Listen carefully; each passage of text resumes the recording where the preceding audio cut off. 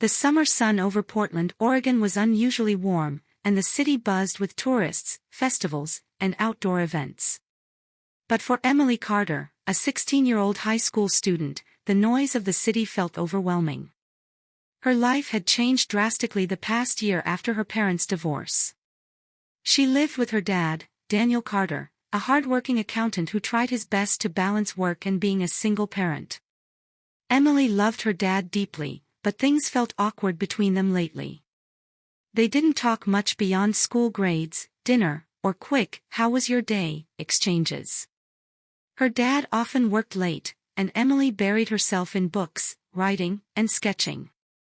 One Friday evening, as Daniel came home carrying takeout boxes, he looked at Emily and said something unexpected. How about we do something different this weekend? No phones, no screens, no city noise. Just you and me. A camping trip." Emily raised her eyebrows. "Camping? Dad, you know I've never even put up a tent before." He chuckled. "That's why it'll be fun. First time for everything." Emily hesitated but saw a hopeful spark in her dad's eyes. She hadn't seen him look this excited in a long time. Something inside her told her to say yes. "All right, camping it is," she replied. Chapter 1, Into the Wilderness. Saturday morning, they packed Daniel's old pickup truck with sleeping bags, a tent, lanterns, marshmallows, and hot dogs. Emily carried her sketchbook and a journal, determined to capture the trip in words and drawings. They drove 3 hours east toward Mount Hood National Forest, winding through evergreen trees and fresh mountain air. Emily rested her head against the window, the endless green making her feel like she was in another world. "Smells different out here," she said, inhaling deeply. "Smells like freedom," Daniel answered with a grin. When they arrived at the campsite by Lost Lake, the water sparkled under the sun like glass. Families set up grills nearby, kids skipped stones, and fishermen cast their lines into the calm water. Daniel showed Emily how to pitch the tent. At first, she clumsily tangled the poles, but soon she caught on. They laughed so hard when the tent collapsed the first time that their neighboring campers glanced over with smiles. By evening, they had a small campfire glowing. Daniel roasted hot dogs while Emily tried her hand at marshmallows, burning one into black crisp before finally toasting one golden brown. "This is actually nice," Emily admitted, chewing. "I thought I'd miss my phone, but I don't." Daniel nodded. "Me too. Just us, the fire, and the stars." Chapter 2, Stargazing. That night, they lay on a blanket outside the tent. The sky above was sprinkled with a million stars, brighter than Emily had ever seen in the city.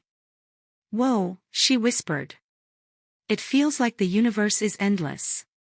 "It is," Daniel replied softly. "When I was your age, your grandpa used to take me stargazing. He said it reminded him how small problems really are compared to the stars." Emily turned to him. "I like that.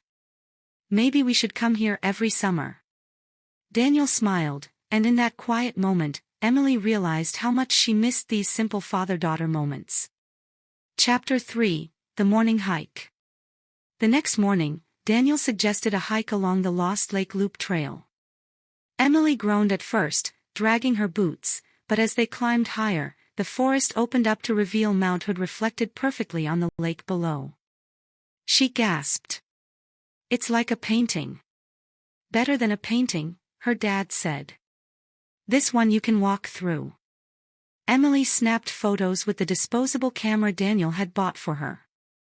Later, she sat on a fallen log and sketched the reflection in her notebook.